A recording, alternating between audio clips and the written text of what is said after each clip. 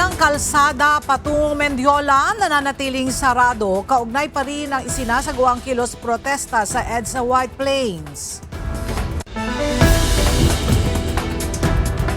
Apat inaresto sa rally ng religious group. Nakalaya na. Pagdalo ni VP Sara sa impeachment trial sa Lunes, may benepisyo at panganib ayon sa isang law dean. Nangyaring shooting incident sa isang paaralan sa Tacloban City, iniimbestigahan sa pagdinig sa Senado. Tatlong suspect sa pagdukot at pagpatay sa dating Vice Mayor ng Abuyog, Leyte at anak nito naaresto na. At dalawang lalaki nasa sawi matapos malunod sa ilog sa Bontoc Mountain Province.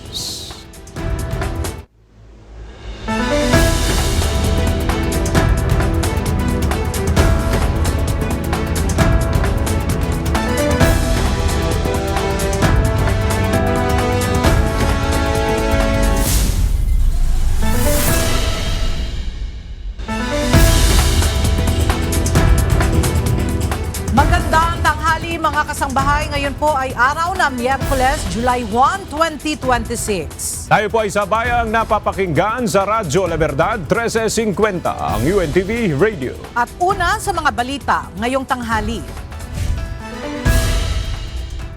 Nasa red alert status ang puwersa ng Armed Forces of the Philippines bunsod ng isinasagawang rally ng isang religious group sa may EDSA White Plains na nagsimula pa kahapon.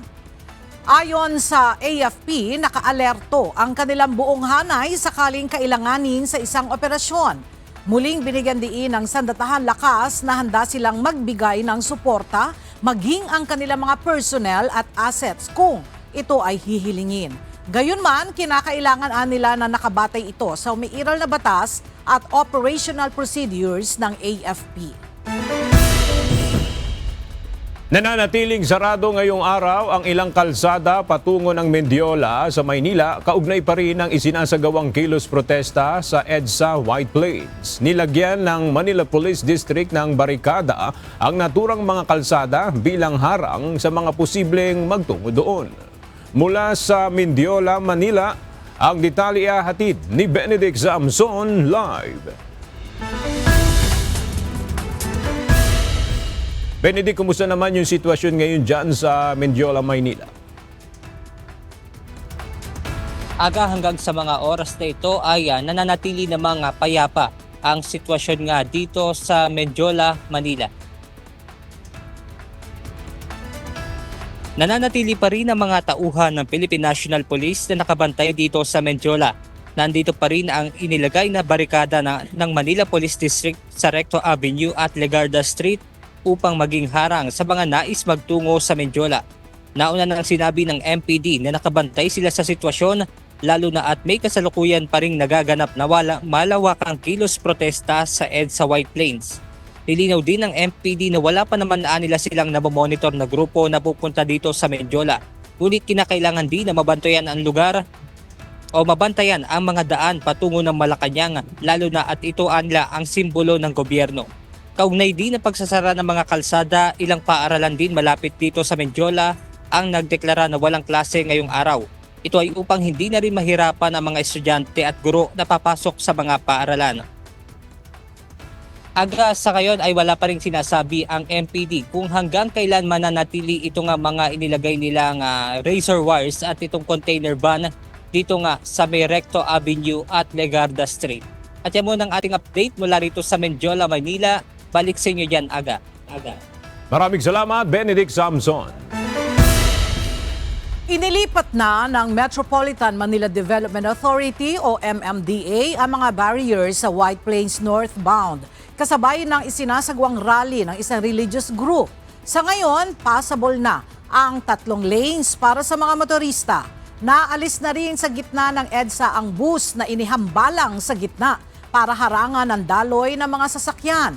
Inaabisuhan naman ng MMDA ang mga motorista na mag-ingat habang dumadaan sa lugar ng rally.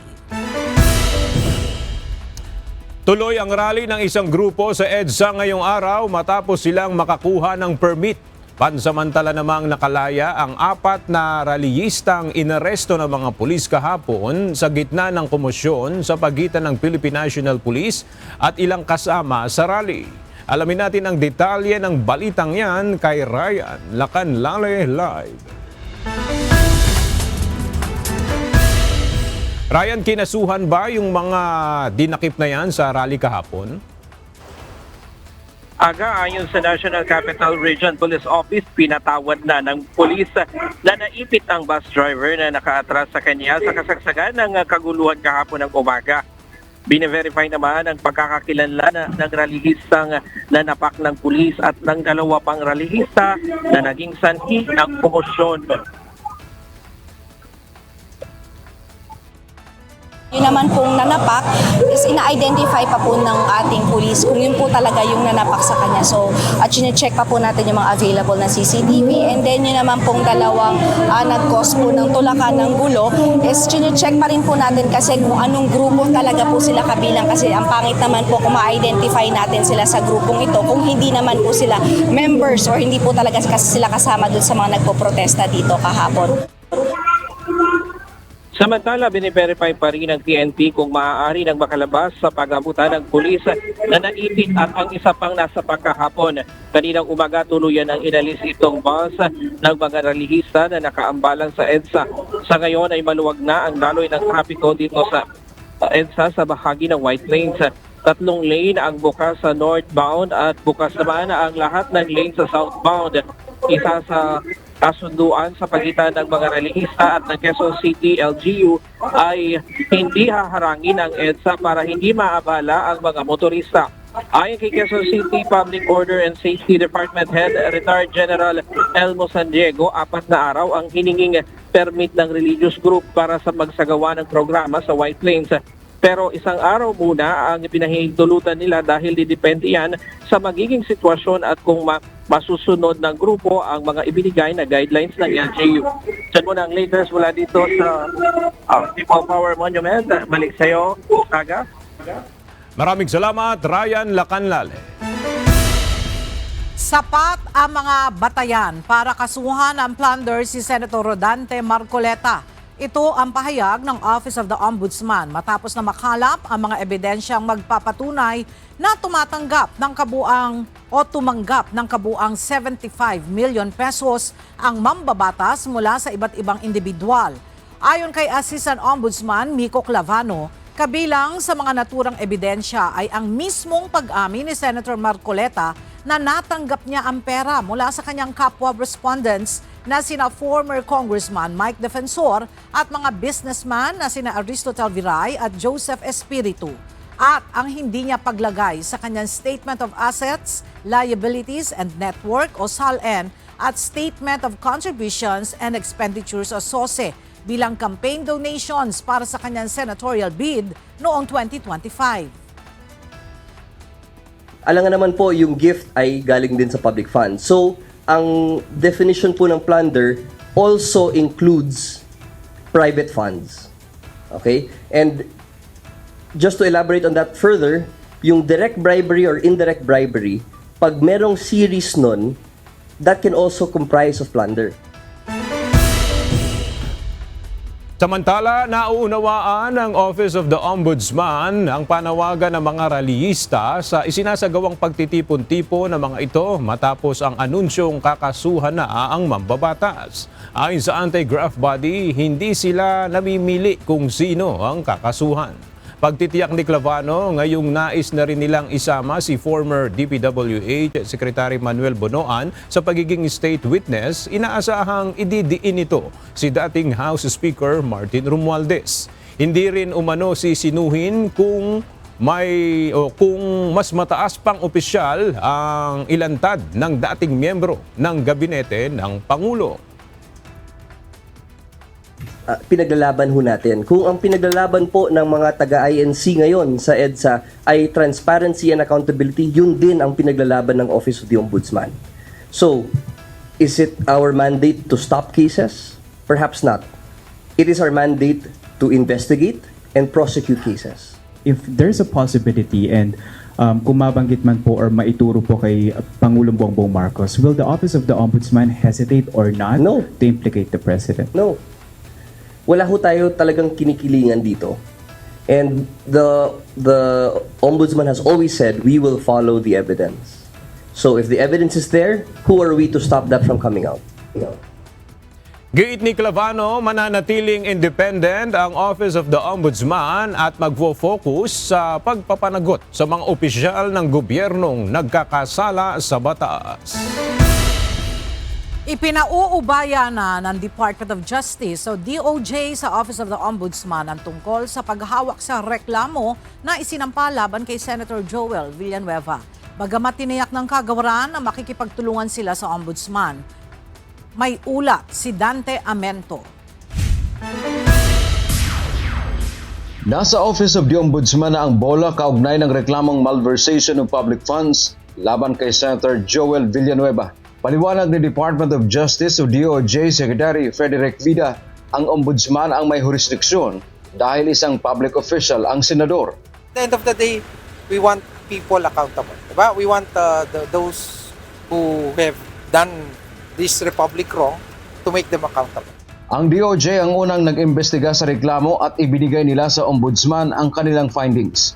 Ngunit ayon kay Ombudsman Crispin Rimulya, hindi nila sinunod ang rekomendasyon ng DOJ at sa halip ay magsasagawa sila ng sariling investigasyon. Hindi namin tinanggap yung findings ng DOJ kasi nakulangan kami sa case build-up na ginawa ng DOJ, so we had to conduct our own. And we have to conduct our own.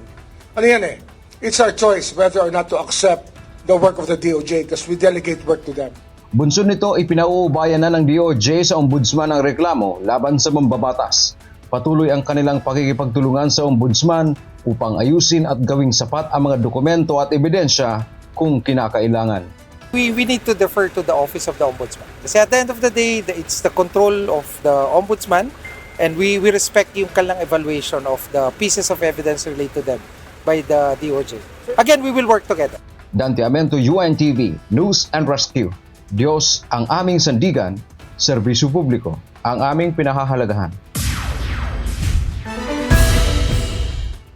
Naghain ng manifestation ang kampo ni Senator Alan Peter Cayetano upang igiit ang kanilang apela sa Supreme Court na desisyonan ang kanilang petisyon hinggil sa pagdedeklara ng Senate session noong June 3 bilang null and void.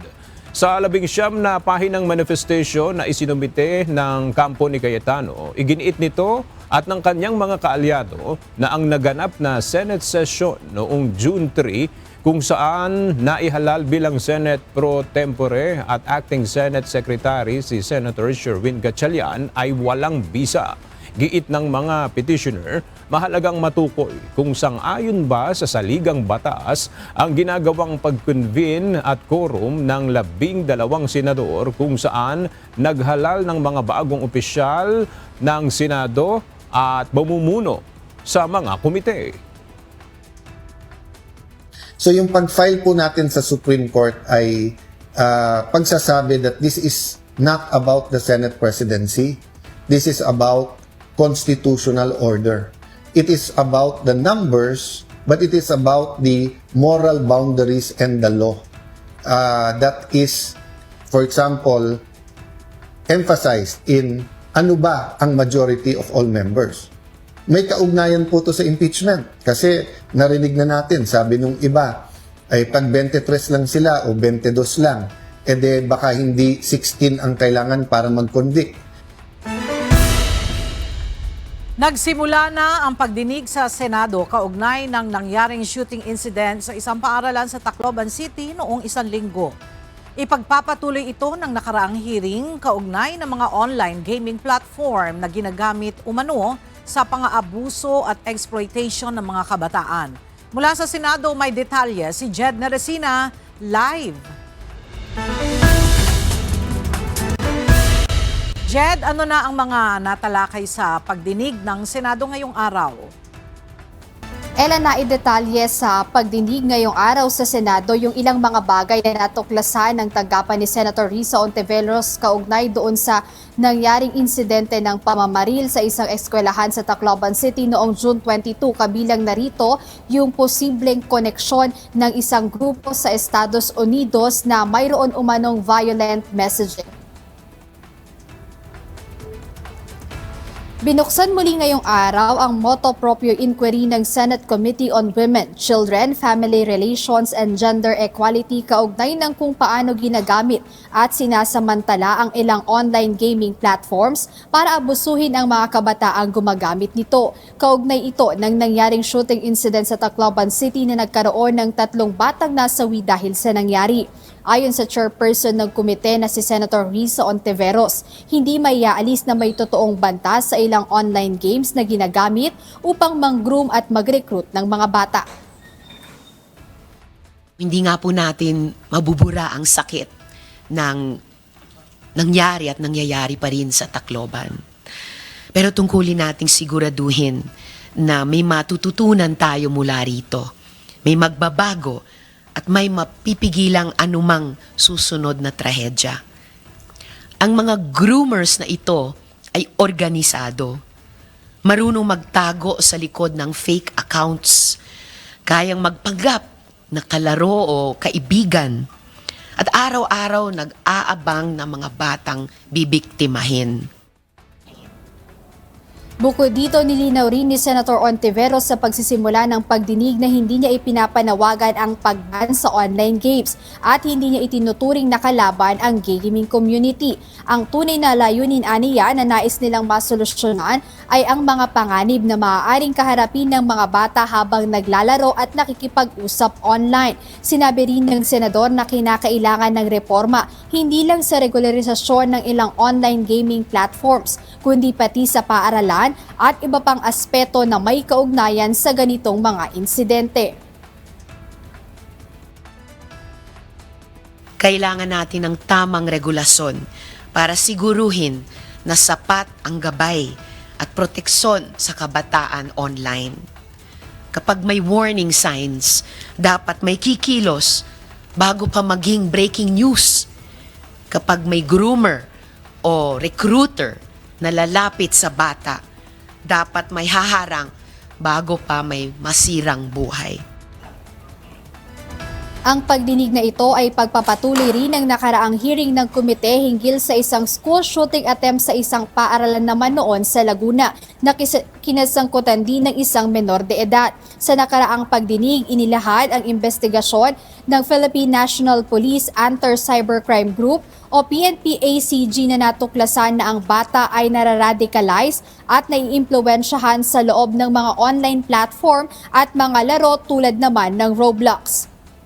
Ela, sa mga oras na ito ay nagpapatuloy yung pagdinig dito sa Senado at ilan nga sa mga naimbitahan sa nasabing pagdinig ay ilang representatives mula sa Justice Department at ilang law enforcement agencies at dumalo rin sa pagdinig ngayong araw dito sa Senado yung ilan sa mga kaanak ng biktima ng nangyaring shooting incident dito sa Tacloban City. Maging dumalo rin sa hearing yung tita na pulis ni alias Nash na isa sa mga suspect dito sa nangyaring shooting incident at sinasabing may-ari nga rin nung baril na ginamit ni alias Nash doon sa incident at mayroon din representatives from Department of Education at Department of Social Welfare and Development at bilang sinasabi na yung insidente ay connected din doon sa mga online platforms, nag-imbita rin sa nasabing pagdinig ng representatives mula sa tech industries, telecommunications at maging game developers. Ayan muna update mula rito sa Senado. Balik sa inyo, Ella.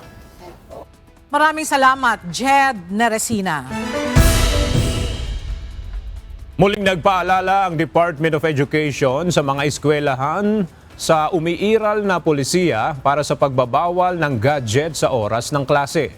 Sakop ng memorandum na inilabas ng DepEd kahapon ang mga guro at mag-aaral. Gayunman, mayroon pa ring exemptions kung gagamitin ang portable electronic device para sa academic purposes at emergency situations. Bahagi ito ng mandato ng DepEd na mapanatiling ligtas at responsableng paggamit ng internet at mga device sa loob ng paaralan. Sa iba pang balita, nasa impeachment court na ang pagpapasya kung ano ang gagawin sa selyado at hindi na markahang kahon mula sa Bureau of Internal Revenue o BIR na naglalaman ng tax records ni Vice President Sara Duterte. Ayon kay Senate President Sherwin Gatchalian, hintayin na lamang magsimula ang makasaysayan trial sa pangalawang Pangulo at doon na lamang magdedesisyon ang impeachment court. Kumpiyansa ang Senate leader na handang-handa na ang Senado para sa impeachment trial ng pangalawang Pangulo sa darating na Lunes, July 6. Ano mangyayari sa BIR box? Yung BIR box will be left to the impeachment court to decide. So we not necessarily first order of business on Monday. Sir, sa Monday yun magdidesisyon? When the time comes, I'm sure in prosecution, pag i-relation, then we'll decide on that matter. Inihayag ng isang miyembro noon ng defense team sa impeachment case ni dating Chief Justice Renato Corona na may benepisyo at panganib ang pagdalo ng personal ni Vice President Sara Duterte sa unang araw ng kanyang impeachment trial sa Lunes. Alamin natin ang balitang yan kay Dante Amento Live. Dante, ano yung magiging bentahe kung dadalo sa unang araw ng paglilitis si BP Sara? Magandang umaga, ayon pa nga kay Dean Tranquil Salvador, sa pagkakataong ito ay makukuha ng pangalawang Pangulo ang atensyon ng publiko at sa pamamagitan niyan ay maipaliwanag niya ang kanyang panig hinggil sa isyu. Ipinaliwanag ni Dean Tranquil Salvador III, miyembro ng defense team sa impeachment trial ni dating Chief Justice Renato Corona, ang desisyon kung dadalo o hindi si Vice President Sara Duterte sa kanyang impeachment trial sa Lunes ay kailangang timbangin ng mabuti.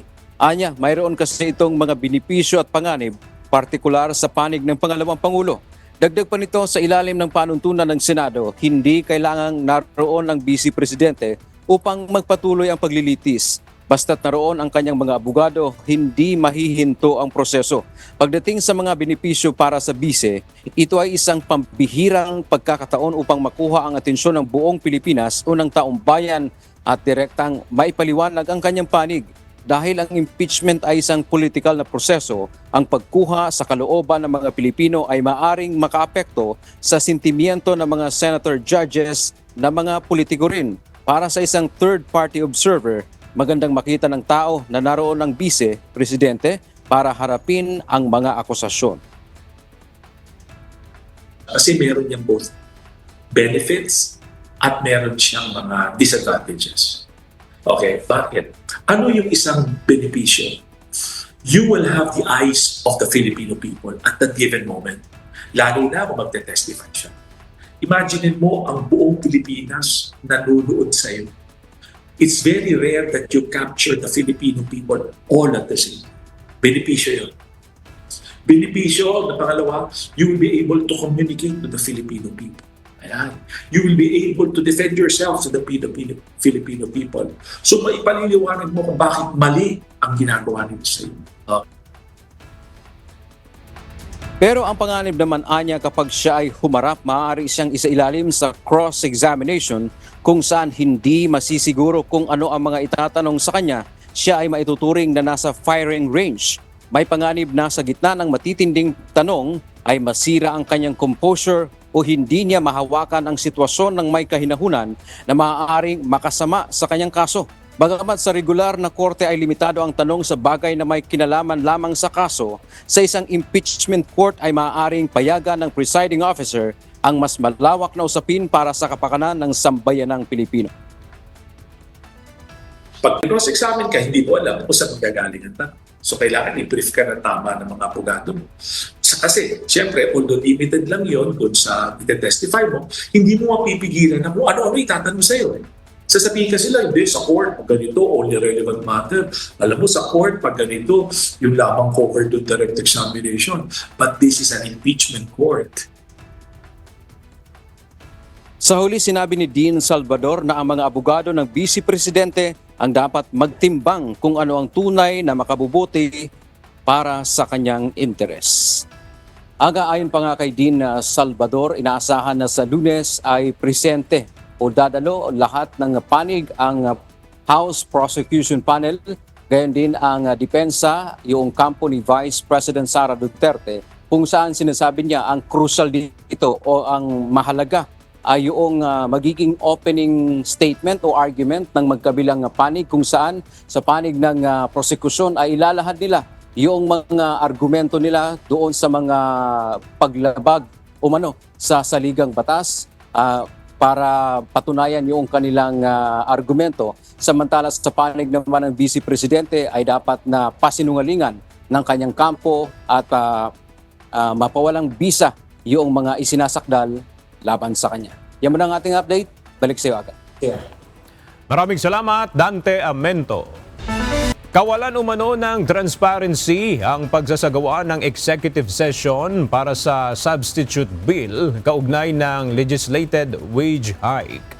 Para sa ilang labor group, kailangan buksan ito sa publiko para mas mapag-usapang mabuti. May report si Rosa Licos.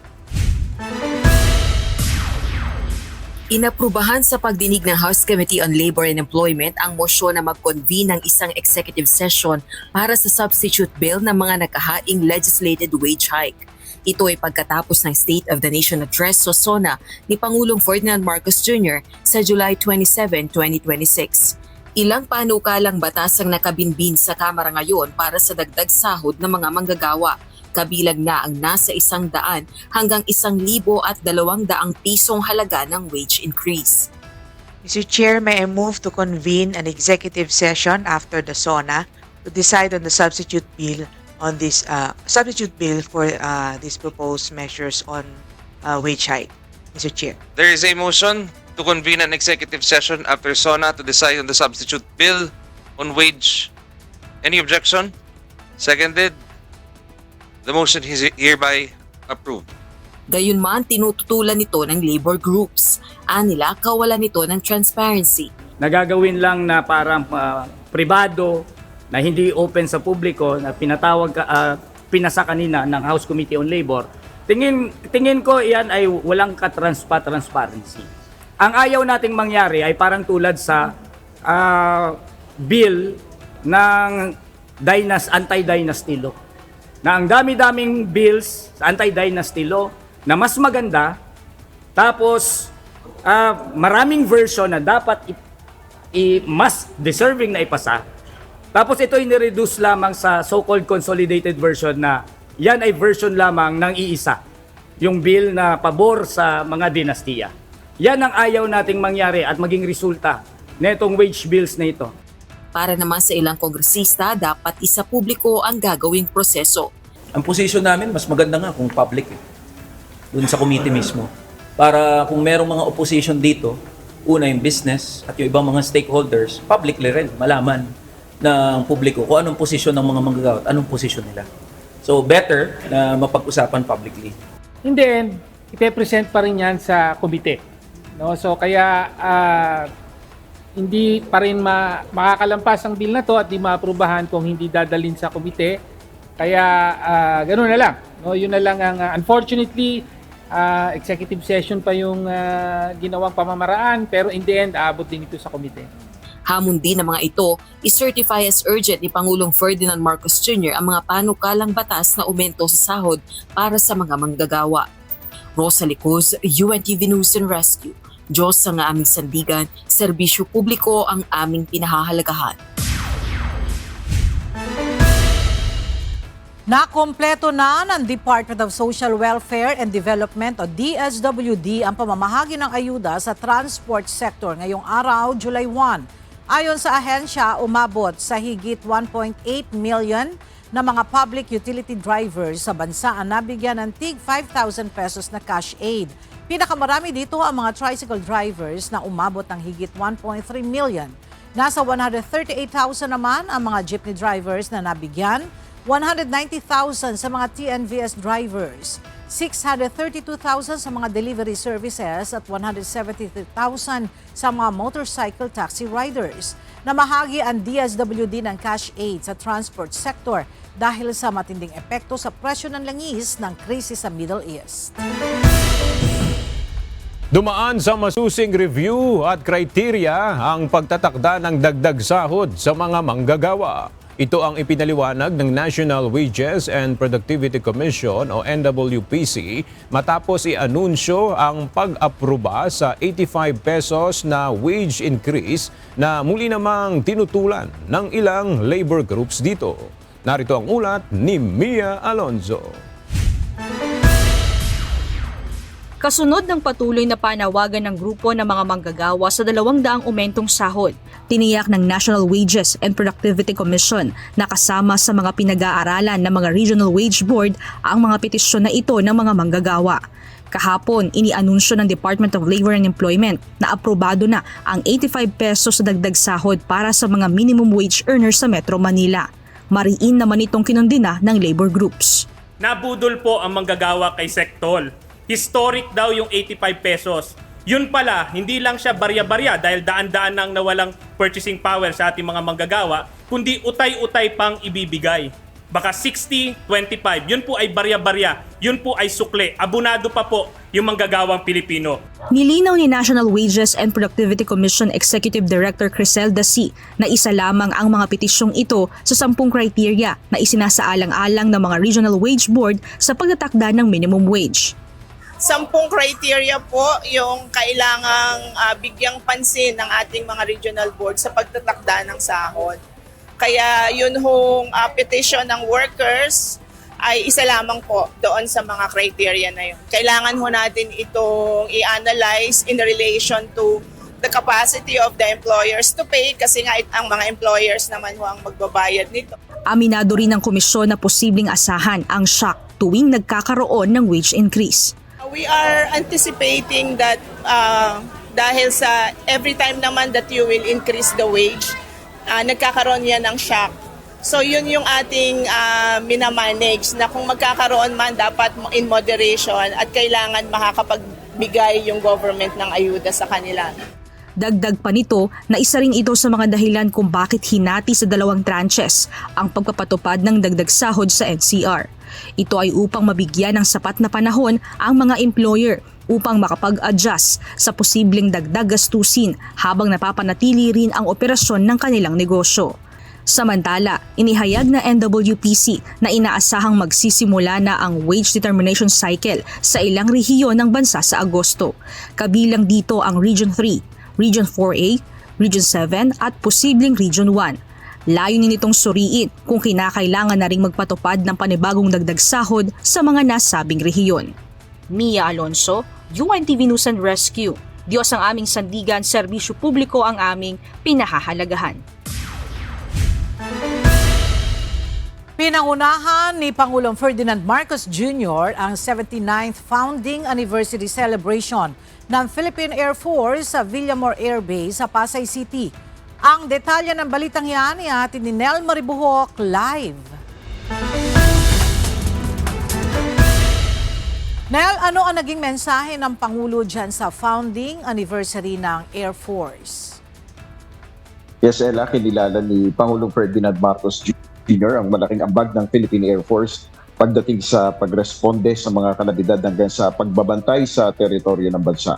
Ayon sa Pangulo, mas pinalalim ng Air Force ang kooperasyon nito sa mga kaalyadong bansa upang mas mapalakas ang interoperability at maisulong ang kapayapaan sa rehiyon. Mahalaga ayon sa Commander-in-Chief na lalong mapalakas ang kapabilidad ng hukbong himpapawid sa ilalim ng PAF Modernization Program. Muling tiniyak ni Pangulong Marcos ang patuloy na suporta ng administrasyon sa Air Force at hinimok na mapanatili ang profesionalismo sa kanilang hanay. Be assured that the administration is committed to providing the Philippine Air Force with the resources the opportunities, and the support necessary to carry out your mission with honor and with excellence. As your Commander-in-Chief, I encourage you to continue upholding the highest standards of professionalism, discipline, and integrity. Sa huli, sinabi ng Pangulo na dapat manatiling tapat sa konstitusyon ang Armed Forces of the Philippines. Yan muna ang ating update. Balik sa iyo, Ella. Maraming salamat, Nel Maribohok.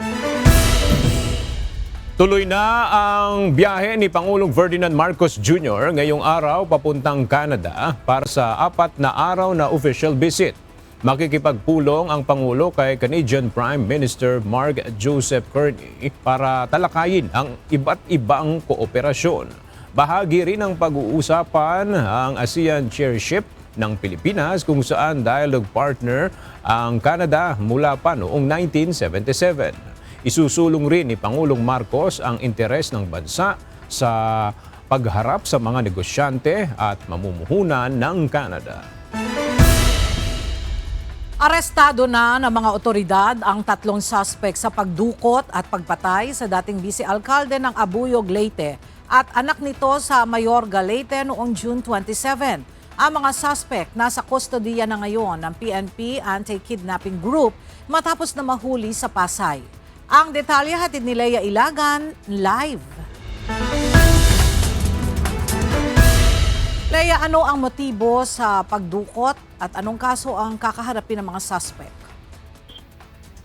Magandang tanghali sa iyo, Ella. Magkasosyo sa negosyo at may utang. Ang isa sa mga suspect kay dating Abuyog, Leyte Vice Mayor James Bohol. Kaya kasama ito sa tinitingnan ng mga otoridad na motibo sa pagpatay sa alkalde at anak nito.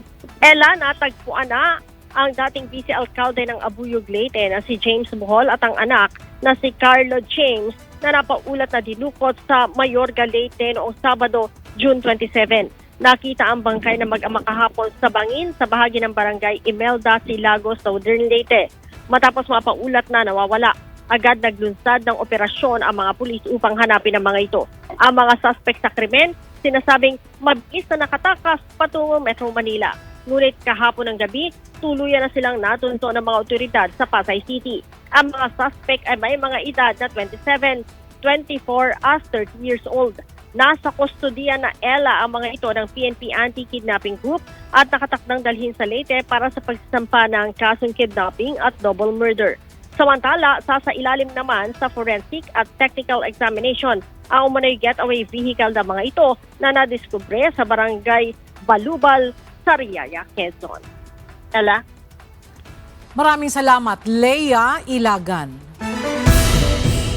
Nakausap na ng PNP Criminal Investigation and Detection Group ang mga magulang ng yumaong student-athlete na si Rene Baterbonia kaugnay ng ilang detalye hinggil sa resulta ng kanilang investigasyon sa nangyaring trahedya sa Aurora. Sinabi rin ni Police Major General Morico na hindi lamang si Baterbonia at Adili ang itinuturing nilang biktima ng hazing sa umano'y team building sa Aurora. Kasama rin dito ang 18 pang players na napilitang gawin ang mga aktibidad na ipinagawa sa kanila ng mga coach.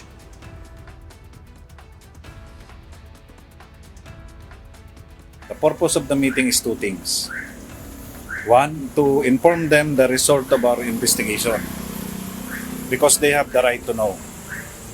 Second is to assure them na, in all stages ng prosecution, if this one goes to trial, the CIDG will be there to continuously follow up this case. Kasi ang trial, matagal po yan. Then, yung open invitation po is not only limited sa kanila.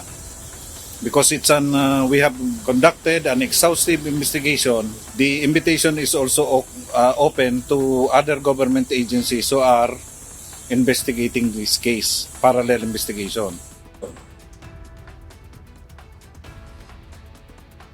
Samantala, hindi naman makapagbigay ng komento si Attorney Israelito Torion, tumatayong counsel ng pamilya Baterbonia hinggil sa naging pahayag ni DILG Secretary John Vic Remulla na maaaring mabawasan ang 11 na inirekomenda nilang makasuhan.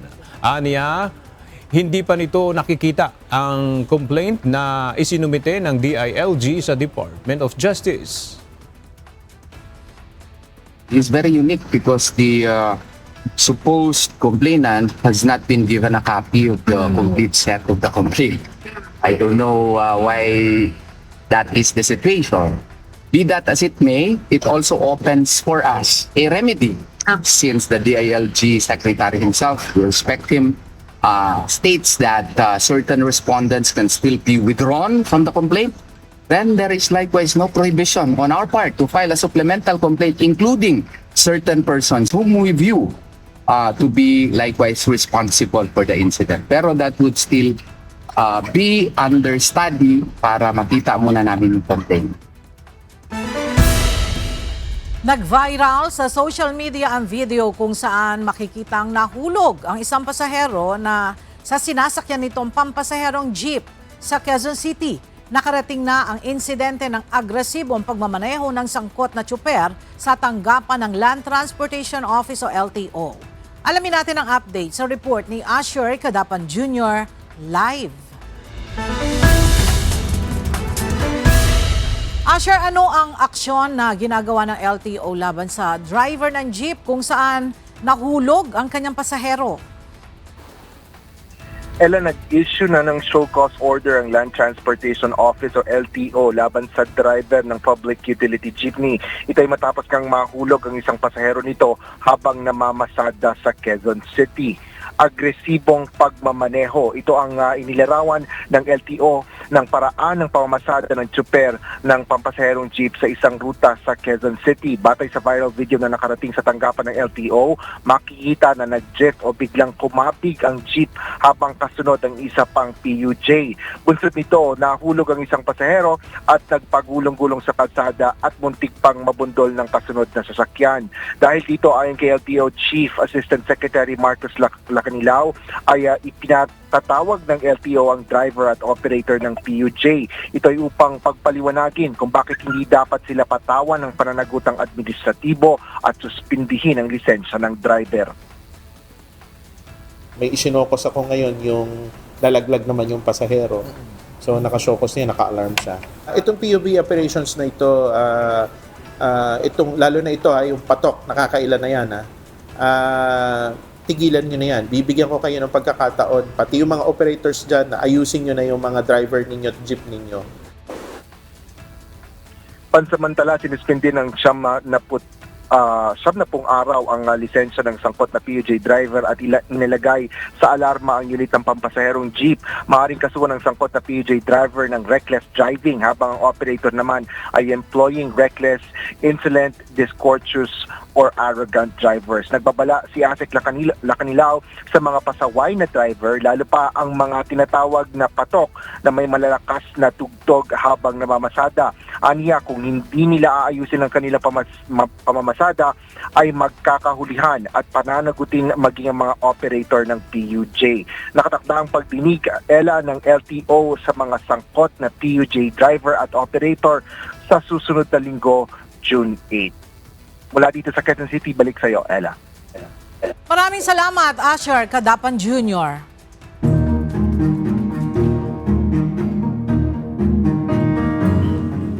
Binaha ang ilang mga lugar sa lalawigan ng Oriental Mindoro bunsod ng naranasang malakas na pag-ulan kahapon.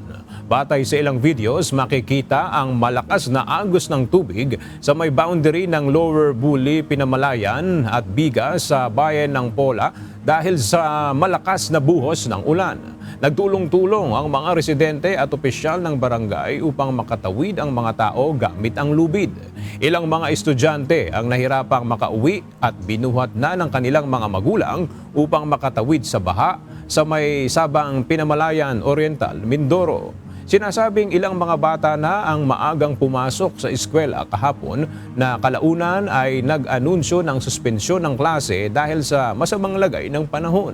Umaapila ang mga residente sa lugar na sana ay magawan sila ng hanging bridge upang hindi na sila mahirapang makatawid sa ilog lalo na kapag may mga ganitong kalamidad.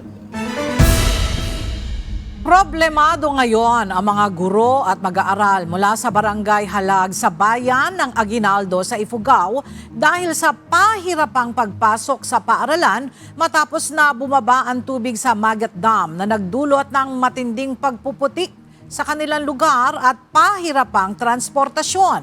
May report si Grace Doctolero. Bukod sa nangyaring fish kill sa Magat Dam matapos na bumaba ang oxygen level sa tubig bunsod ng matinding init ng panahon, problema ngayon sa Barangay Halag sa bayan ng Aguinaldo sa Ifugao ang pagpasok sa paaralan ng mga guro at estudyante dahil sa matinding putik sa kanilang lugar na epekto ng pagbaba ng tubig sa Magat Dam. Sinasabing ang pagbaba ng level ng tubig sa dam ay epekto rin ng nararanasan nating El Nino phenomenon. Dahil dito, kalbaryo ng mga residente sa Barangay Halag ang makapal na putik kaya't pahirapan ang pagpasok sa eskwelahan ng mga guro at estudyante. Lalo pat inaabot rin ng halos 1 oras ang kanilang paglalakad para lamang makarating sa paaralan. Problema rin nila ang transportasyon dahil bukod sa 1 oras na paglalakad, kinakailangan rin nila na sumakay pa ng motorbangka. Pero dahil mababaw na ang tubig sa Magat Dam, tanging mga mano-manong bangka na lamang ang kanilang pwedeng sakyan.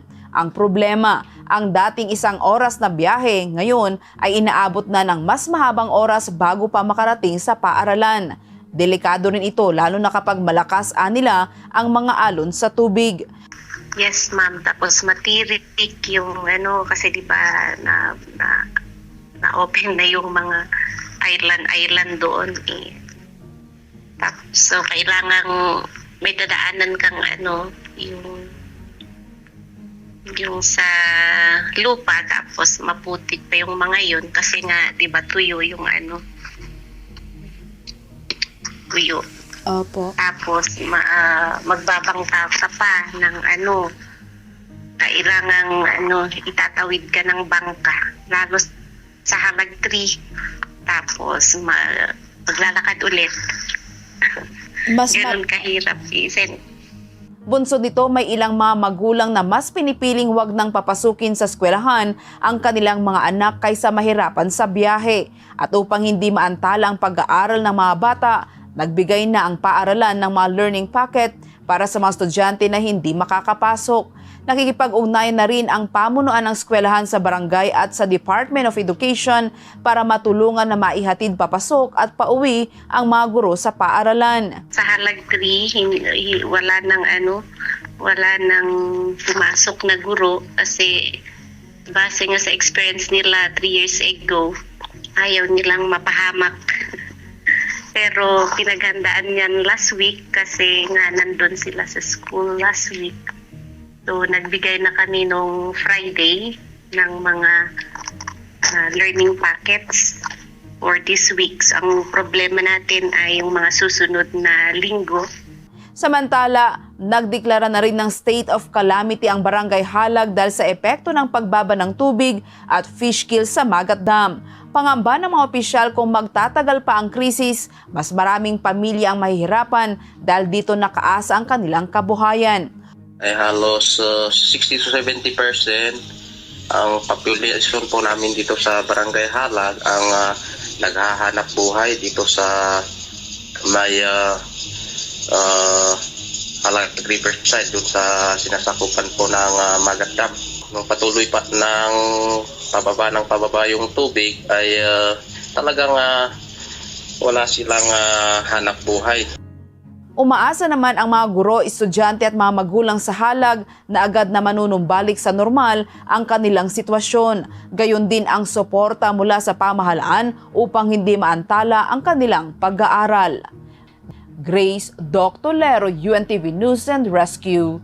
Diyos ang aming sandigan, serbisyo publiko ang aming pinahahalagahan.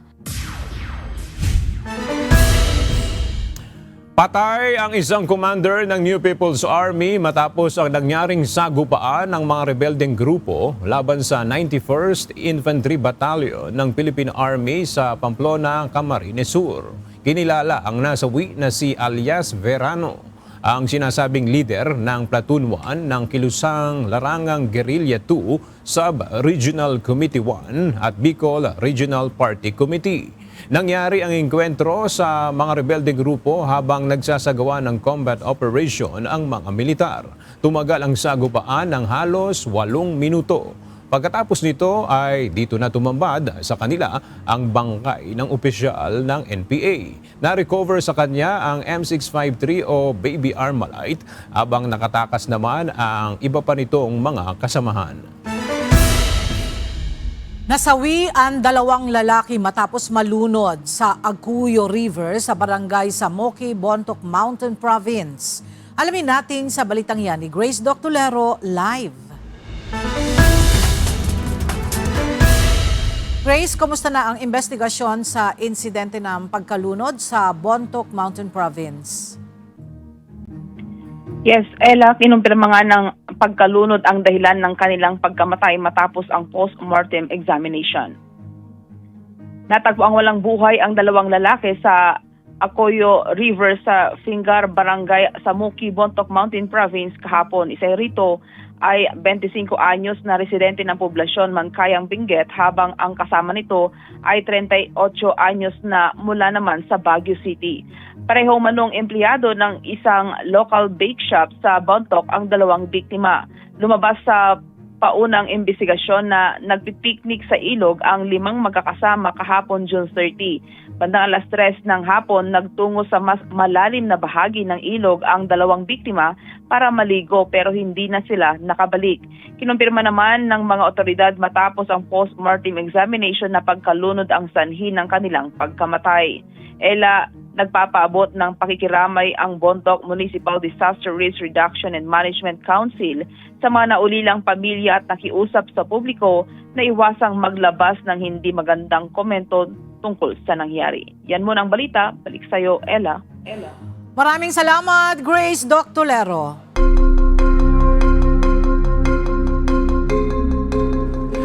Naglabas na ang European Commission ng budget para sa pagbili ng mga advanced drone para sa Ukraine.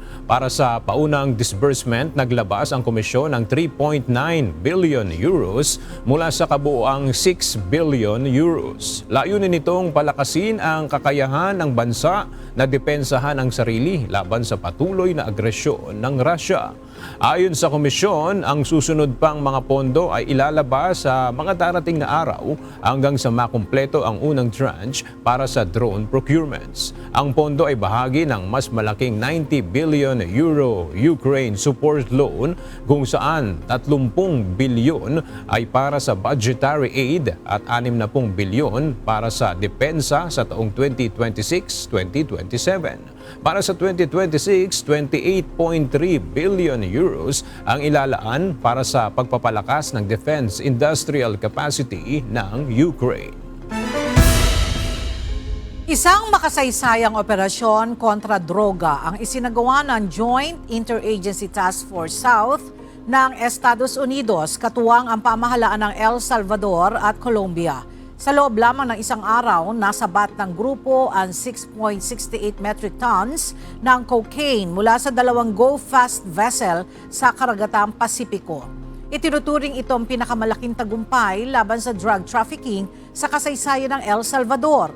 Sa pagpapatrolya sa karagatang may lawak na 42 million square miles, nananatiling nakatuon ang GFS sa pagpigil sa mga transnational criminal organization at sa pagpapanatili ng kaligtasan ng mga bansa sa Caribbean, Central at South American regions. Nagdeklara na ng cholera outbreak ang pamahalaan ng Sudan, partikular sa bahagi ng West Kordofan. Ayon sa ulat ng State Ministry of Health, mula June 20 ay nakapagtala ang bansa ng 838 suspected cases, 7 na kumpirmadong kaso at 117 pagkamatay dahil sa cholera. Ang outbreak ay nangyayari sa gitna ng patuloy na kaguluhan na nagdudulot ng matinding pagkaantala sa mga serbisyong pangkalusugan. Dahil sa population displacement, mas nahihirapan ang mga tao na makakuha ng pangunahing serbisyong medikal. Dagdag pa rito, nagpapabagal sa pagdideploy ng mga response teams at paghahatid ng mga medical supplies ang kawalan ng security o seguridad at limitadong access sa mga apektadong lugar. Kinumpirma ni NBA superstar LeBron James na hindi na ito pipirmang muli ng kontrata sa Los Angeles Lakers. Ito ay matapos niyang maging bahagi ng koponan sa loob ng 8 taon mula noong 2018. Sa kanyang panahon sa Lakers, nakasungkit ng championship win ang koponan noong 2020. Purple and gold jersey din ang suot ni King James nang makamit niya ang titulong all-time leading scorer ng liga. Sa kanyang X account, pinasalamatan na rin ni LeBron ang Lakers. Wala pang impormasyon kung saang koponan maglalaro si LeBron sa susunod na season. Pero kung matutuloy siya, ito na ang ika-24 niyang season na kauna-unahan sa kasaysayan ng NBA.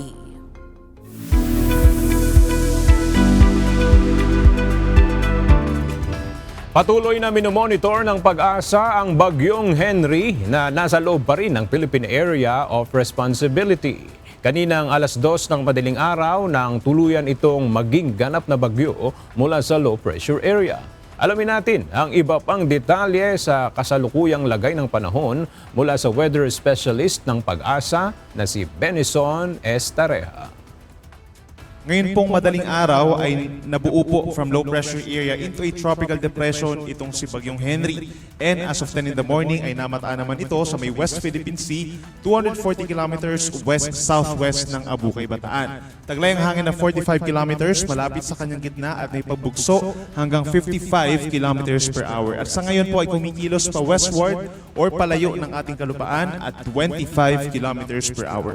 Base po sa ating latest satellite animation, kung mapapansin natin, yung outer rain bands or outer cloud bands ng bagyo ay nakakaapekto pa rin sa ilang bahagi po ng Luzon, kabilang na ang Zambales, Bataan, Batangas, Mindoro Provinces, Romblon, gayon din ang halos buong lalawigan ng Palawan at dito rin po sa may Western Visayas. Habang nakikita natin yung buntot nitong Tropical Depression Henry, nagdadala rin po ng mga pag-ulan paminsan-minsan dito sa may Cagayan, Isabela at mga nearby areas pa. Samantala yung southwest monsoon or hanging habagat, active pa rin po at nagdadala rin ng maulap na kalangitan at paminsan-minsan mga pag-ulan for today. Dito po sa may Negros Island Region, Central Visayas, maging dito rin po sa ilang bahagi po ng Leyte, Southern Leyte, Caraga Region, Northern Mindanao, hanggang dito sa may Zamboanga Peninsula and Bangsamoro Region. Paminsan-minsan po may mga pag-ulan, kaya make sure po na meron tayong baon na payong or kapote kung lalabas po ng bahay for today. Base naman sa ating latest satellite animation, wala pa tayong namamataan na panibagong cloud clusters na mabubuo bilang isang bagyo sa susunod po na 3 araw.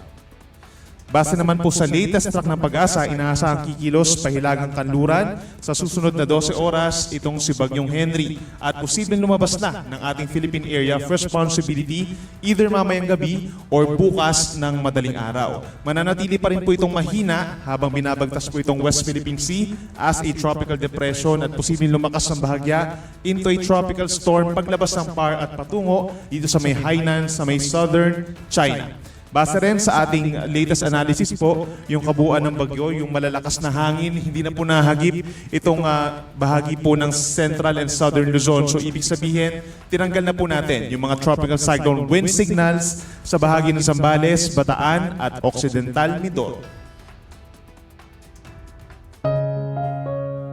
At sa ating pong iiwang mga salita ng Diyos na ating sandigan mula sa Aklat ng Awit, Kapitulo 46, versikulo 10, na nagsasabi, "Kayo ay magsitigil at kilalanin ninyo na ako ang Diyos. Ako'y mabubunyi sa gitna ng mga bansa. Ako'y mabubunyi sa lupa."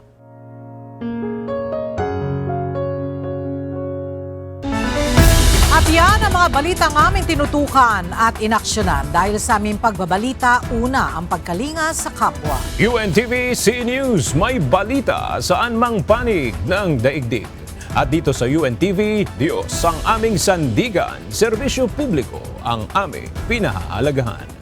Magandang tanghali.